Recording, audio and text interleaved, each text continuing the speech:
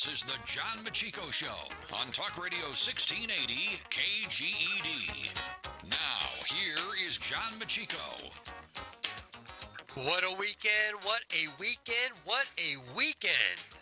Feeling all patriotic this weekend because of what Donald Trump did. I think we all should be feeling a little patriotic. Unfortunately, some of the people at the Nationals game last night not feeling quite as patriotic as I was, but shame on them. They took the loss anyways. We'll discuss that later. Also, Bernie Sanders was apparently not feeling as patriotic. We'll get into that later, too. But, man, what a weekend that was. Kind of brought me back to Osama bin Laden when we got him. So, the U.S. Special Operations Forces raided Baghdadi's compound in northwest Syria. We all know that story. And as you already know, he's the leader of the Islamic State, and blah, blah, blah, blah, blah. But he died overnight during that overnight raid. And how he died was just absolutely pathetic. It was, what a loser. I mean, this guy carried out almost 100 attacks during his time as being a leader of ISIS. And for him to go out the way he did and to kill children, it was just thoroughly disgusting. Absolutely thoroughly disgusting. And something I won't ever forget, just hearing the story. A lot of people got on the Trumpster, by the way, for how he described it. You know what? You wanted transparency, you got it. You got transparency with this guy. You know, the last president swore to be transparent and got nothing. This guy, you wanted transparency, he's as transparent as it gets, and you're still beating him up on it. So, you know, whatever.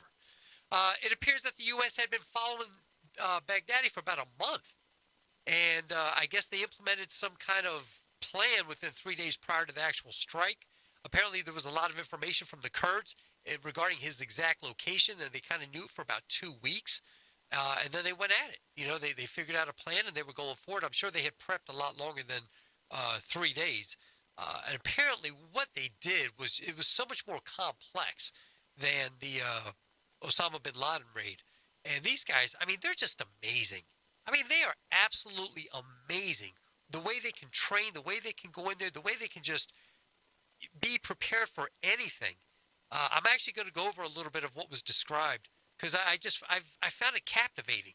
You know, just to think what our military does, what they go through to be on high alert, to be in that stressful type of situation, and to be able to act at a moment's notice and make the right decisions. Our training of our military must just be absolutely phenomenal for our special ops guys. Just, as a matter of fact, all our military, but our special ops guys, I mean, just amazing. I kept reading it. I was like, I was trying to put myself in their position, and I was just wowed by what they do. Also, I guess there was a little scuttlebutt from the Dems because, you know, Nancy Pelosi talking about the Russians, how they knew something and that she didn't. They didn't know anything. They didn't know anything. All right. So basically, we had to fly over that airspace where Russia, Iraq, and Turkey are. So he basically was letting them know that, look, this is what we're going to do. He didn't go into the nature of the operation. You know, he wasn't telling Putin, hey, this is what we're going to do. And we're going to do it like this, and then we're going to do it like that, and then we're going to go around this end. And then no, there was nothing like that. Nothing at all like that. I have no idea what Pelosi was trying to get at. It's just the nonsense of it. It's just nonsensical. You know, what do you think? You think that Trump's over there telling Putin all our secrets? No. And apparently all that he told the Russians was, you're going to like this. You're going to like it. Only the Teflon Don can get away with telling Russia that type of explanation, and they go, okay. only Donald Trump. Nobody else could do that. So I guess the way it went down was on Saturday, 5 p.m. East Coast time. The president, the vice president, Mark Esper, who's the defense secretary, the national security advisor, Robert O'Brien, and they had a bunch of other intelligence officials there, basically got the popcorn and just watched the movie. I'm sure they weren't eating popcorn, but you get the idea. And again, as I said a few minutes ago, I thought the details were just amazing. So they approached the Baghdadi's compound. They got the helicopters that are under gunfire, and they just quickly suppressed that. Right, and I don't even know how you think to do that. I mean, there they are up in the air. There's just all this military, all this weaponry just shooting up at them, and they just kind of suppressed that right away. How they did it, I don't have the details of that. But that alone, to be able to do that, come down and land safely, to me, that's just amazing within itself. And then there's a door that they have to go through, some kind of compound door, and they have enough sense to go, you know what, this is booby-trapped. So then they end up blasting a wall right next to it to be able to get in. And again, just preparing for things. Apparently, U.S. forces quickly cleared the compound with people either surrendering or being shot and killed. And again, as I'm telling you this, no U.S. military personnel was injured. That is just, that's amazing. There was a dog that was seriously injured and terrible for that. We'll get to that in a minute. So they clear the compound. Shots are fired. There's people being killed or they're being captured, one or the other. And there's 11 children there. And these 11 children were removed. They were uninjured, and they were taken into custody by a third party, which the president did not say who that was. And good for them. They shouldn't. U.S. soldiers then captured and later imprisoned several of the Islamic State fighters. I mean, can you imagine just being in this thing and just all the firing that's going on, and you're still having to keep your wits about you and you knowing what the mission is and performing that mission to a T. I mean, to the letter of it. Just amazing. So then Baghdadi, he knows he's in trouble, right? And he flees into some kind of subterranean area of the complex and into some tunnel. But this is the pathetic part. He drags 3 of his young children with him. Who does that? Who does that? If I've got a child or children with me, I'm the one taking the hit saying, run over here, get away from me. And he drags them with him? What was he trying to do? Was he thinking that they were going to be a shield? Which is what we always hear that the Islamic State fighters do, right? They use children as a shield. I guess, you get in a habit of doing that. You develop bad habits, you're going to continue to do bad habits, right? I mean, but to take your own flesh and blood with you, knowing that you're putting them in harm's way, you're putting them in danger, that is as cowardly as it gets. Instead of looking for their children to be safe, for his children to be safe, to use them, I'm assuming he was trying to use them as a shield. I don't know what else he could possibly be using them for, unless he's just so hard-hearted, cold-hearted, that he would just say, if I'm going to die, you're going to die with me? What is going on in this guy's head? I honestly, oh my God, I think that was the one moment hearing this whole thing that just bothered me the most, because his children did not deserve that. They did not deserve that. So what? U.S. forces, they call for Baghdadi to surrender, but he refuses. He's chased by the dogs. He's confronted where he finally ends up at a dead end. Trump describes it that he's whimpering and crying and screaming. Oh, great picture for your kids there. You over 100 attacks you've implemented since you've been leader. And now you're whimpering and crying, and to the point that Trump is thinking about releasing the video. I'm not sure he should do that, but anyway. And then the coward ignites his suicide vest. He kills himself and he kills his children. What a cowardly wimp. Oh my gosh. Again, I think it was 3 of them. The tunnel ends up collapsing from the explosion. No military personnel are hurt, although the dog is badly injured, as I said earlier. The shame is for the 3 kids. They rescued 11 other kids. They were uninjured. They removed them. They took them into custody, kept them safe. But his own 3 children, he couldn't think to do that. Let that just sit in a second. Disgusting. All right, so then he ends up imploding himself. But they've got to make sure that it's him. And somehow they're able to do DNA testing right on site to confirm his identity. And they did this in about 15 minutes. Now, I don't know when the vest went off. I have no idea what remained and didn't remain. I can't imagine they did some kind of saliva test like they would do otherwise. So I don't know what they did. But apparently the test results were certain, they were immediate, and they were totally positive regarding his identification. Once again, first off, great job by our special forces. Again, I heard that this was a much more sophisticated plan than what they had to do in capturing Osama bin Laden. I'm sure it was, because after the Osama bin Laden raid, they probably had all these measures and secondary measures and tertiary measures to make sure that if they come in, if they barge in, this is going to happen, that's going to happen. They probably were very smart regarding thinking that a door was booby-trapped. I'm guessing that it probably was as well. So, smart on their part to destroy that wall. So good job on them. Secondly, this Baghdadi guy, as I said earlier, it's bad enough everything that you did throughout all these years and the 100 different raids that you had from your ISIS militia, but with your children, again, I'm just sick of it. Just a depraved mind is what you have to think about them. Now, you would have thought that this would have been celebrated unanimously by all Americans. I mean, how can you not? How can you not? But leave it to the Democrats to find fault with something. Of course they did. So apparently, these top Democrats, they are really PO'd with Donald Trump and his decision to go ahead with getting Baghdadi in this raid, but they didn't give the Pelosi's of the world any advance notice. And they're just hating life about this. Really? So what were they upset about? Their feelings are hurt. He didn't trust us. He didn't trust us with this highly sensitive information. Those cut out of the loop apparently were Nancy Pelosi, Chuck Schumer, Adam Schiff. I have no doubt they were cut out of the loop. And then, I guess to rub salt in the wound a little bit, Trump did give a prior briefing to a Republican member of the group, a guy named Richard Burr, and then he also tipped off Lindsey Graham. So those were the people that were in the know. Now, is there any doubt that he would not have told Pelosi, Schumer, or Schiff, especially Schiff? I wouldn't tell Schiff anything. So he goes on to explain it. This was beautiful. In the morning address to the nation announcing the death of Baghdadi, Trump bluntly took a well-deserved shot at Pelosi and her minions. He said, I wanted to make sure this was kept secret. He said, I don't want to have people lost. A leak could have caused the death of all of them. Absolutely. I think he made a great point there. You know, I can't trust anybody. I certainly can't trust you. You're leaking stuff all over the place. Now, truth is, he's got a lot of people in his own administration that I still don't. There's people inside that are leaking stuff. But would you trust Schiff?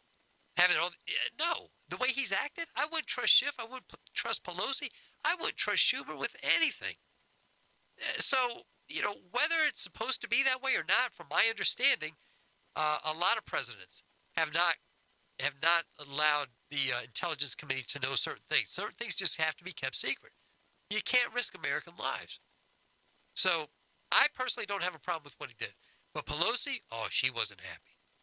This woman was not happy at all. She said in a statement released on Sunday, she praised the heroism and the dedication and skill of our military and intelligence professionals, which she should. Say the right thing first. But then she went on to just try to beat up on the president. She says the House must be briefed on this raid, which the Russians, but not top congressional leadership, were notified of in advance. Yeah. Maybe that's because they were using their airspace. Maybe that's all he said. I mean, again, the president did not inform the Russians of what was happening. He didn't say that. All he said said to Putin or whoever he spoke to, you're going to like it. That's all he said. That's all he had to say. The truth is, Pelosi, if he would have told you, you probably wouldn't have liked it. So I've got no problem with what he did. Now, Trump said, again, we spoke to the Russians. We told them we are coming in. That's all he said. All right. Schumer also put out a statement. Though he did not refer to the shunning of the group of 8, he did warn of the enduring presence of ISIS and called for a briefing about this raid and planned to deal with the escaped ISIS prisoners. So at least Schumer seems to be taking, look, what's done is done. Let's get briefed on it. Probably the correct thing to do. I don't say that often about Chucky Schumer, but Chucky, you may have gotten this one right. And then, of course, the shifter, who makes his weekly appearance on ABC's This Week. I think he's a regular there at this point.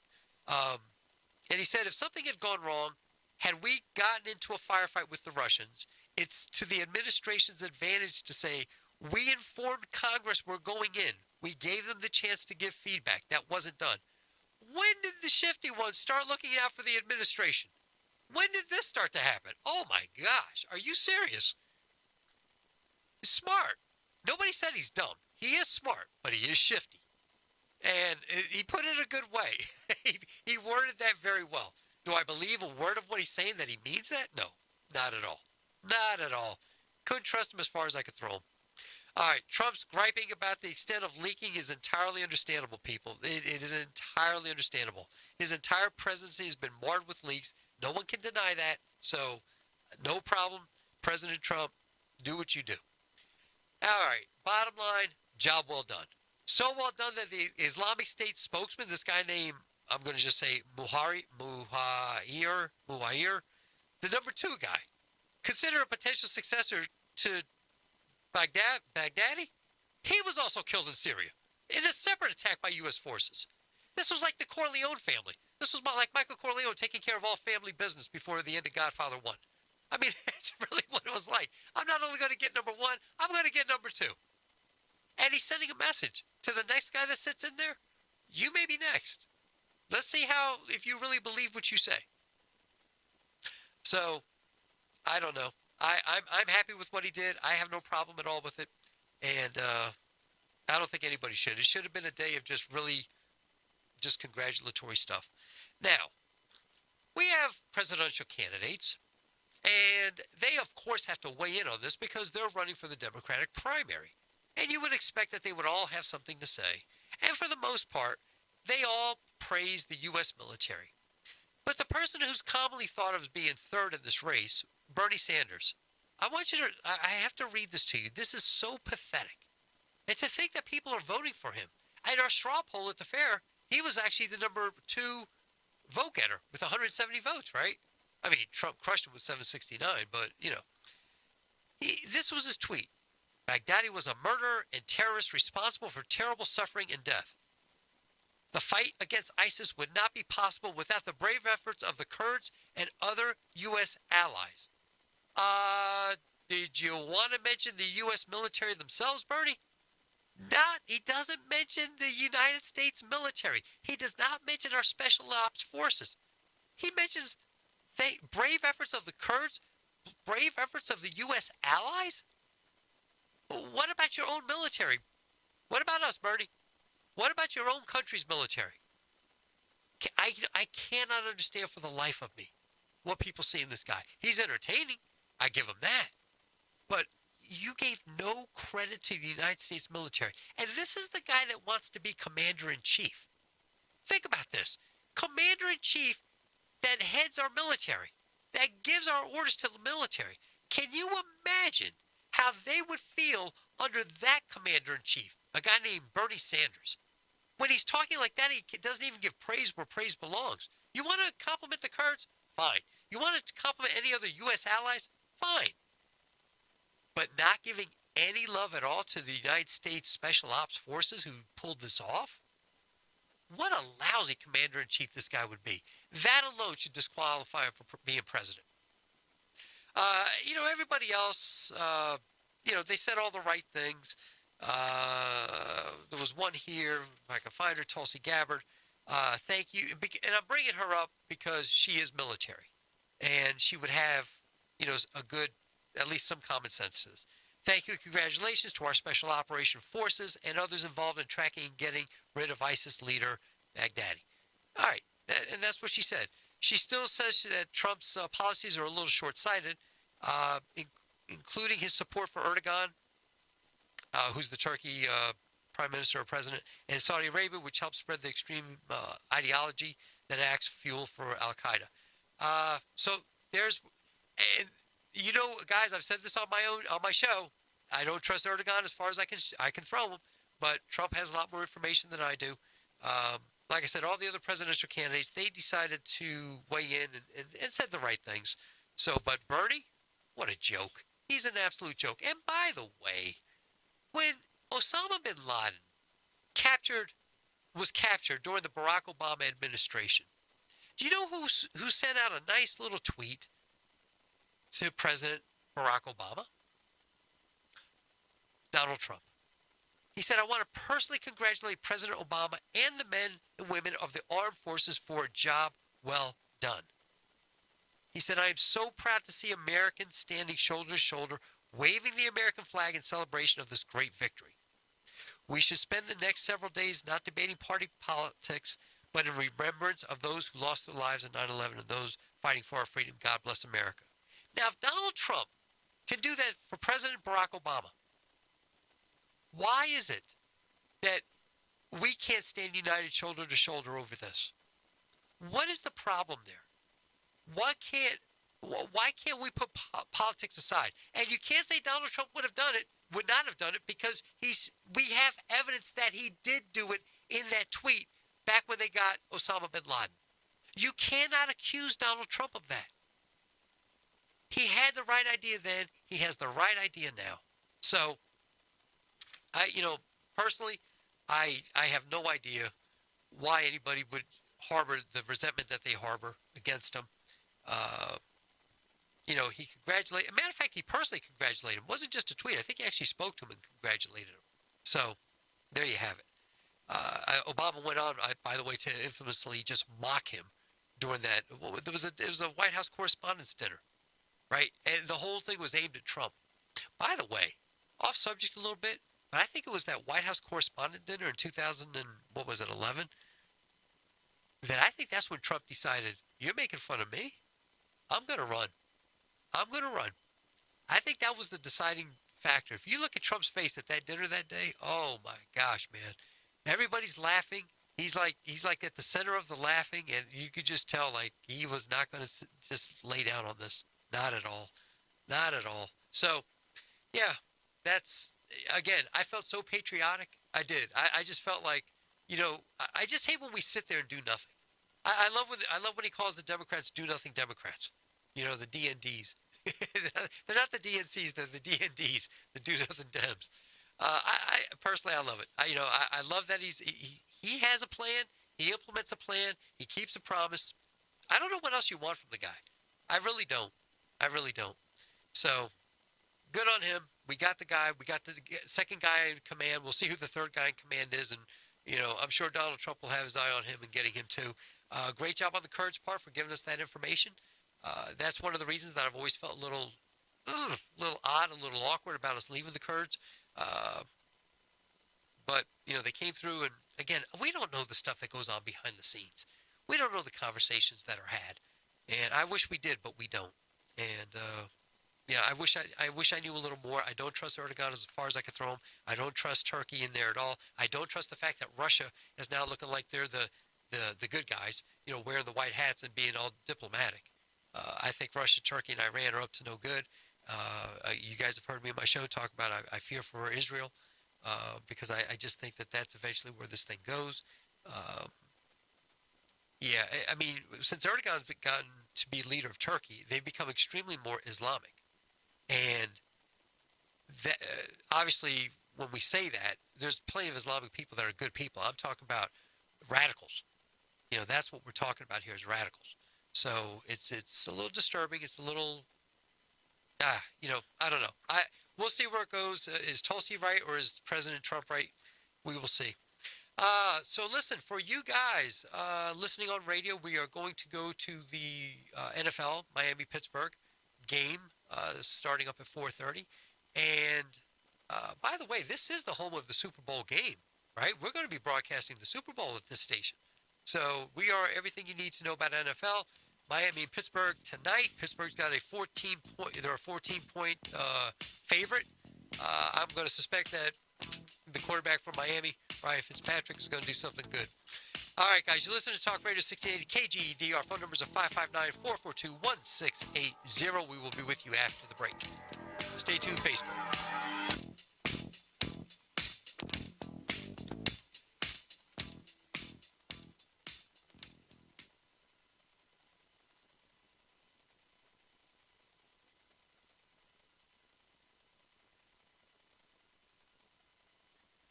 Hey, Facebook, I just wanted to say hi to all you guys. Melinda, Denise, Elaine from Jersey.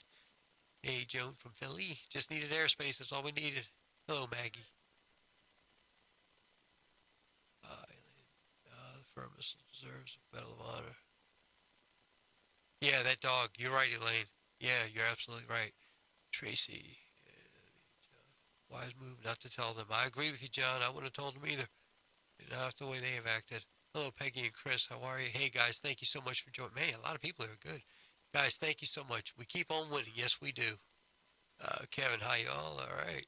Hey, guys, thanks for tuning in. I really appreciate you. Thank you.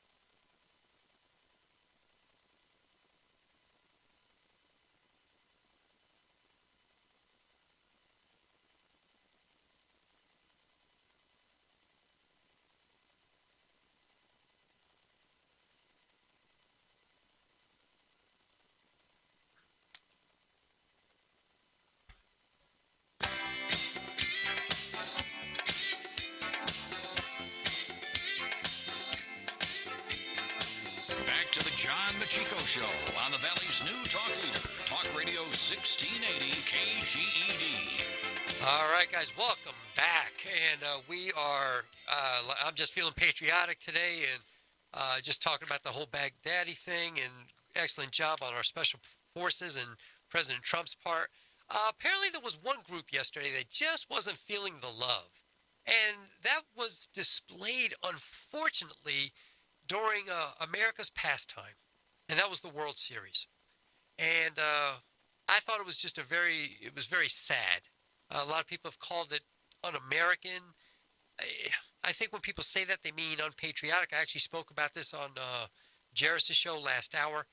It was distasteful. And I think that's the way Jairus put it, and I think I agree with that.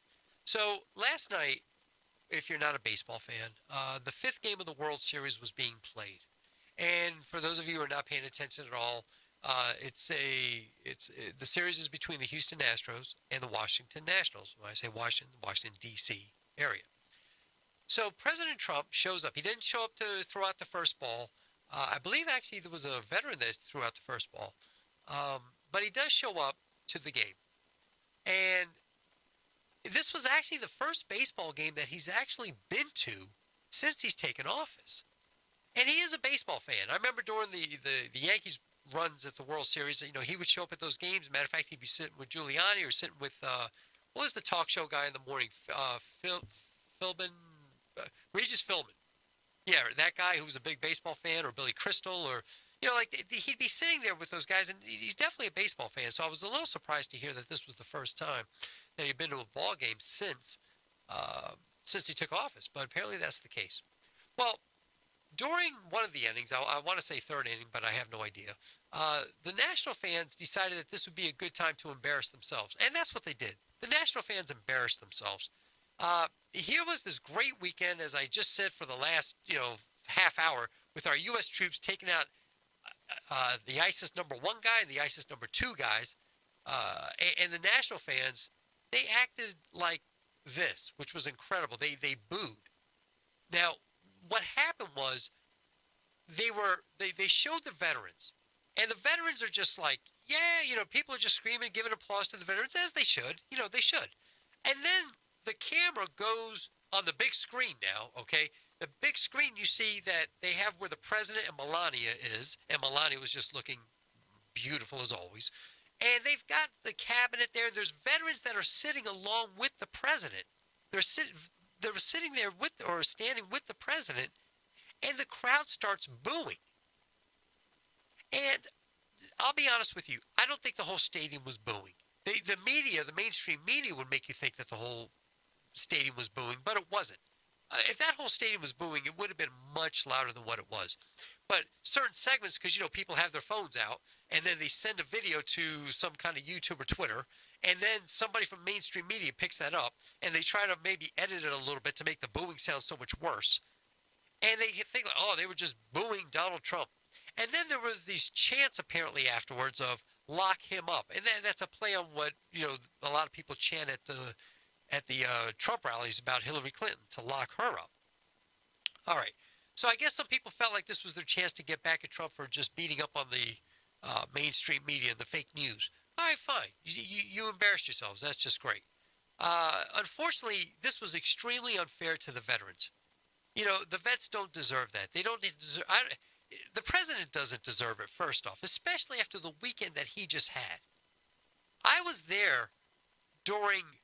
I was at an Eagles game, Eagles, Arizona, actually, when President Bush announced that we were going to go to war, and after the 9/11 deal. I mean, he came up on the big screen and all that, and I'm telling you, man, there were 65,000 people at Veterans Stadium in Philadelphia, just rocking that house with USA, USA, USA. I mean, it was deafening.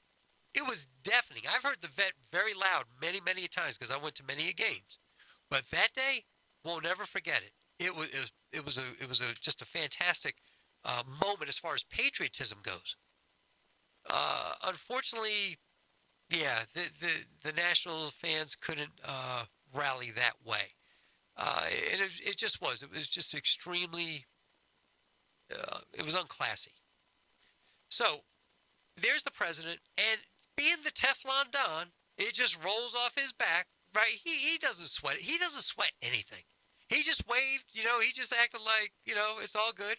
He just remained smiling. He remained clapping through the whole thing, as did Melania. She just kind of clapped and waved, and they handled it with class, which is what they were supposed to do. Did I mention that Melania was there? She looked really good. Did I mention that, Woody? All right. So the Nationals end up getting spanked in the game, by the way, 7-1. And as far as the baseball part of it goes, Houston now has to go. Houston gets to go back home. So they get to play in no home park for the next 2 games. They only have to win 1 game to win this World Series. The Nationals, on the other hand, have to win 2 games away. Now, I wanted to see a good World Series. That's really, I don't have a rooting interest as far as, did I prefer one team over the other? The Nationals was kind of it was a feel-good story. This was the old Montreal Expos, which never won anything. They smelled the playoffs once or twice when Gary Carter was there and all that. But honestly, they were never a perennial all-star team. And then, I don't know how long it was 16 years ago, maybe longer. They moved to Washington, and Washington's been in 1 or 2 playoff games. I remember a memorable one against San Francisco a few years back, which the Giants ended up winning and winning the World Series that year. But, it's not like Washington is there. Maybe that's why they started booing, because they don't know how to act, because they haven't been there enough. Maybe that was the problem. But either way, I really didn't have a strong interest. It wasn't like the Phillies were playing. I guess I prefer a National League team because I've always followed the National League more than the American League. But, man, Houston's loaded. They're just loaded. So my attitude was really just let the best team win. But after last night's display by the National fans, I'm kind of hoping that the Houston Astros wrap this up tomorrow. They have an off day today, travel day. I'm kind of hoping that they just spank them. Honestly, because you really don't deserve it. Your fans don't. If your fans are going to act like that, they don't deserve it. Was it un-American? I don't want to say that because, look, freedom of speech. Everybody has freedom of speech. You have freedom to say what you want to say. Nobody's going to take that away from you. I've heard people say unpatriotic. I felt it was unpatriotic, but a lot of people get that confused with un-American. It's just that there wasn't a sense of patriotism is what I mean by that. Was it distasteful? Absolutely. It was absolutely distasteful. Yeah. That's just how I feel about it. All right. The fans of D.C., you have no clue how good this president has been for this country. How good this president has been for this country. You have no idea. This president has been fantastic for this country. We needed a guy like this. Things were getting really bad. You have very short memories. You have no idea how much worse things could be right now if someone else got voted into that spot of presidency. It would be a mess. Our country would be gone. She would have gave it away. She would have gave it away. Our freedoms would have been gone. I can promise you that. So, yeah, just unfortunate situation. You know what I think? The Nationals, they wear a red hat, right. I think you probably should change those red national hats to red MAGA hats. That's what I think you should do. Because the fans in D.C., you're missing out on a great presidency. He's only lowered your taxes. He's only brought up our military to, they're very respectable right now. He's only taken care of the veterans. That's all he's done. There's only more jobs now than ever before. We have more jobs than we have people that need jobs. That's all he's done. Yeah, just boo the guy. Just boo the guy. Honestly, what what the heck are you thinking? Honest to God, however many people were booing him there, I bet if you were to ask them, just had him one-on-one. So why were you booing him? They wouldn't have a clue. They wouldn't have a clue why they were booing him. Just because everybody else was? Would that be your answer? We didn't mean it. Or just you're a hardcore Democrat that's listening to, what's her face on MSNBC, Rachel something, Maddow, right? Or the losers on CNN, the Communist News Network. Is that where you get your information from? Honestly. It's like when we were at the fair. The one girl, she was on the wheel. She was on the scooter, that motorized scooter. She saw all the people that voted for Trump. She said he should be impeached, and I very nicely said, "Why?" She gave me the dirtiest look, and she just rolled away. Because you don't have an answer. You don't know why. You can't. You don't have an argument. I think, yeah, Yeah, the Never Trumpers, that bandwagon. Yeah, that's exactly right. Woody's telling me that's the Never Trumpers. He's exactly right. It's just these Never Trumpers. I don't care what he's doing. I just don't like the guy. You know what? You're concentrating on the wrong thing. Look at your paycheck. See if you like that compared to a few years back. Look, does the country still have problems? Yeah, we got a few problems, right? Our deficit's still too big. Not going at the rate that when Barack Obama was there. I mean, it went up $12 trillion during his 8 years. Since he left, it's gone up a little over $2 trillion. It's definitely slowed down, but we've got to get that turned around. The president definitely has an issue with that one. He's got to work that out somehow. But yeah, for you Nats fans, all your baby shark clapping with Soto hitting the home run and all that business, whatever. Your fans, just very disappointed. Very disappointed to see that happen. I think most people, most conservatives for sure were disappointed. And it wasn't all of them. Don't listen to the media. It wasn't like 50,000 or 60,000 people chanting that. It wasn't. And it wasn't 50 or 60,000 people chanting lock them up. No, it wasn't that either. So, but for those that did, I hope the Astros take it. And I had no dog in the fight, but you gave me one. So there you have it. All right, guys, we will be back after the break, and I've got to talk about, wealth taxes, wildfires. There's so much stuff in California that we got to bring up. So be back after the break.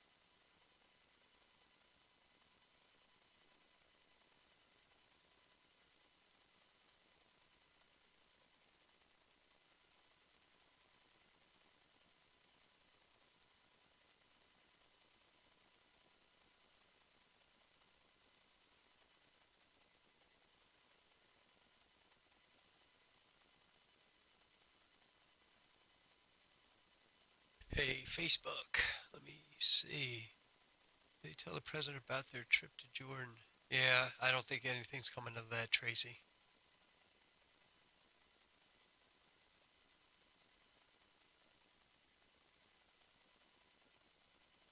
Yo, Kyle, what's happening, buddy?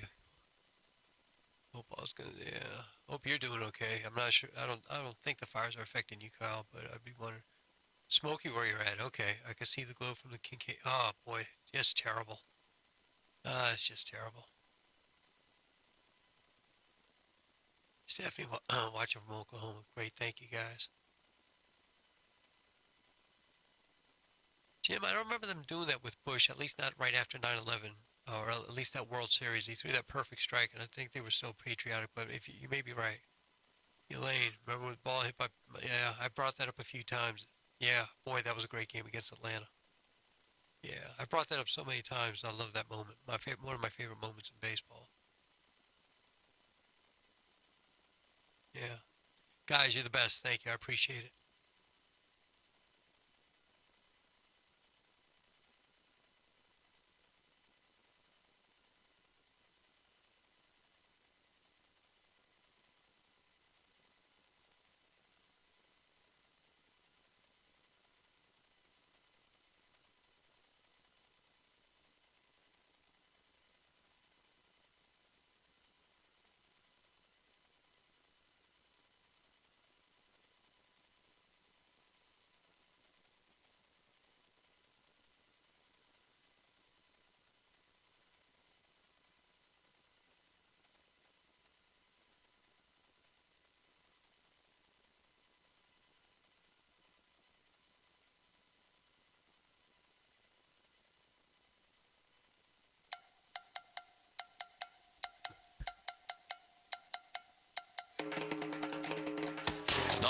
Cincinnati's new talk leader, Talk Radio 1680 KGED. Here again is John Meccico. All right, guys, we are back. And during the break, I got a couple messages. One of my good friends telling me, like Russia or not, maybe remember that they were a big part of defeating Hitler. Maybe they will be with ISIS and them too, with defeating ISIS as well.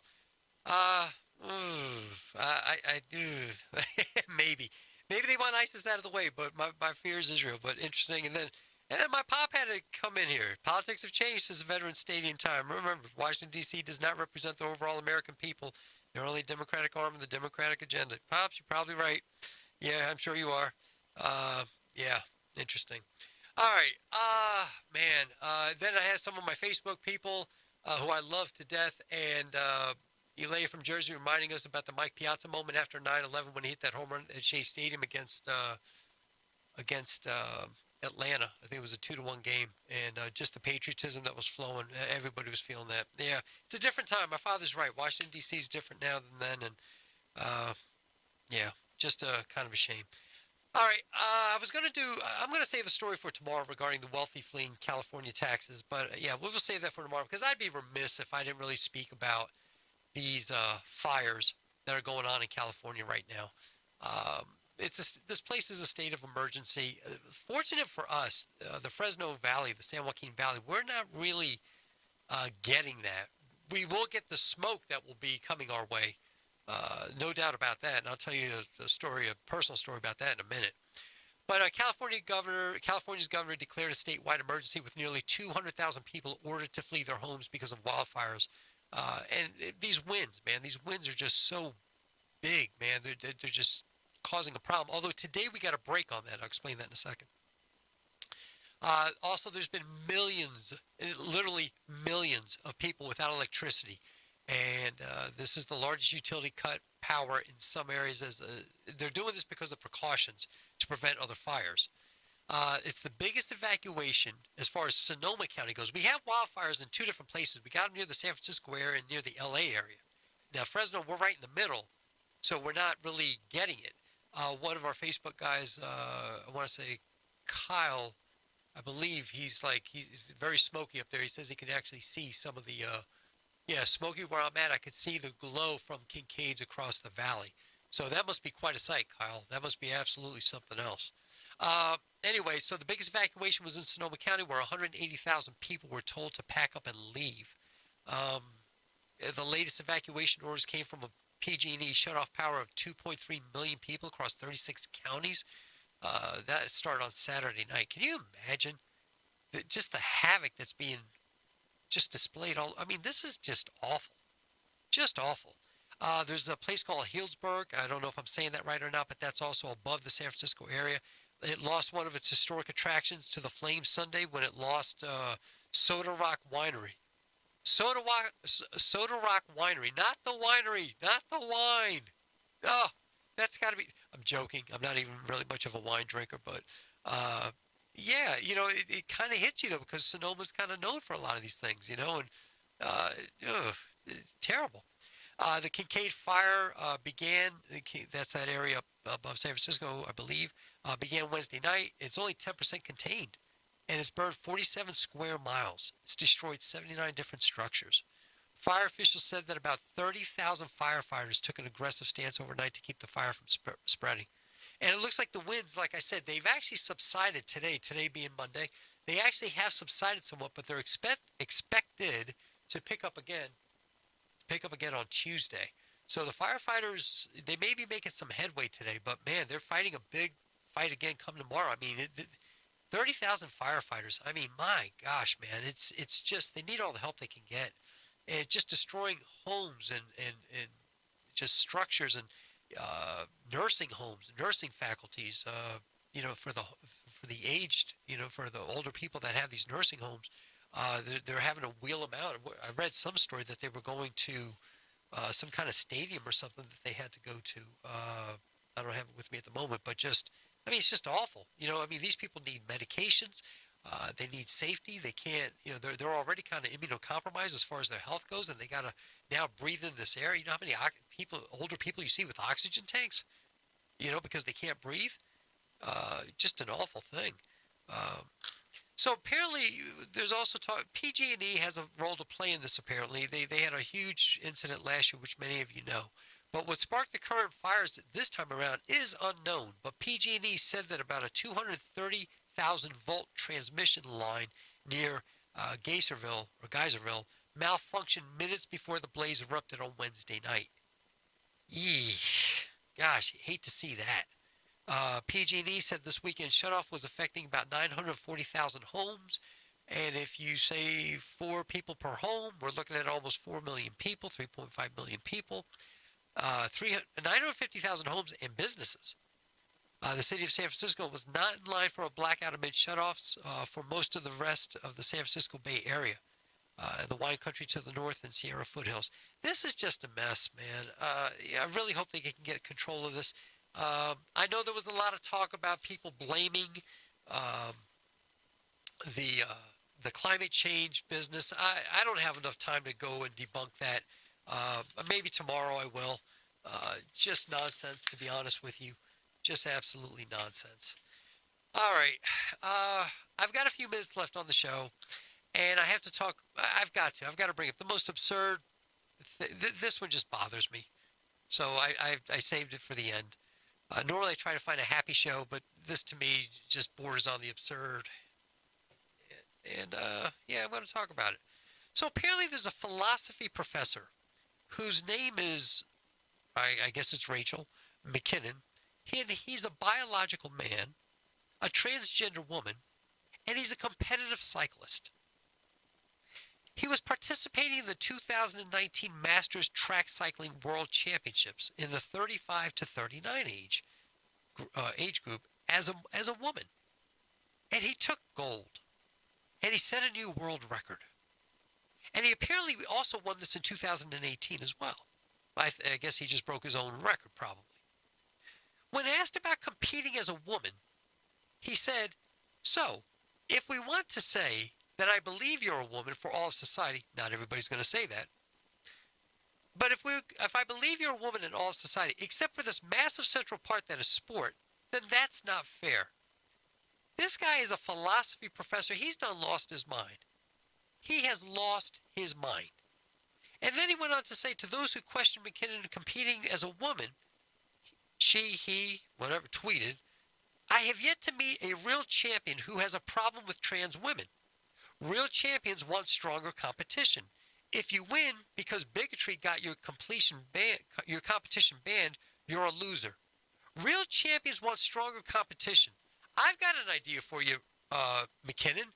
Why don't you go in the men's competition? There's some stronger competition. Why don't you challenge yourself? Why don't you do what you preach?"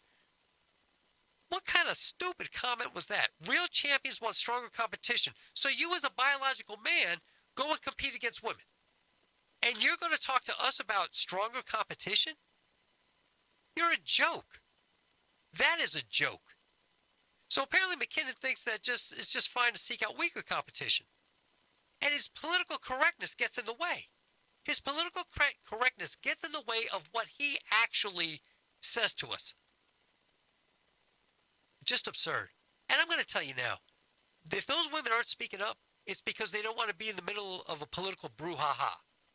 But don't you tell me that these women training as hard as they do to win this thing, don't tell me that you think they're comfortable competing against you, McKinnon, because they're not. They're absolutely not. If you're going to talk about stronger competition, then find stronger competition. You're a biological man. Go up against the men. I think it was earlier this year. There's a British rapper. His name is Zuby. Zuby. And he's apparently pretty good. And he actually keeps his rap pretty clean. He was recently on the Ben Shapiro Sunday Night Special, and that's how I remember some of the story. So he's in England, and he says, he looks up the British women's powerlifting records. And because it turns out that he's a powerlifter himself, he goes ahead and puts video of himself, and he shows video of him breaking all these records that women have. And then he decides that the video goes viral because he said, "I identify myself as a woman." That got him really mad. People got so upset. You know why? They got upset because it was a joke.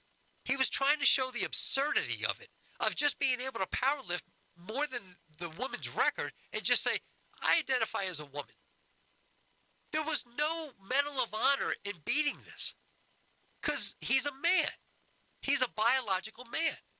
There was no, wow, look what he did. There was nothing fascinating about this. There's nothing impressive about this woman's world record. And that's the point that Zuby was trying to make.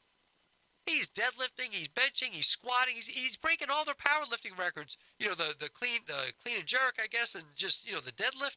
Whatever he was doing, he obliterated it. Actually, he didn't. He could have actually lifted more. He just did enough to break the record.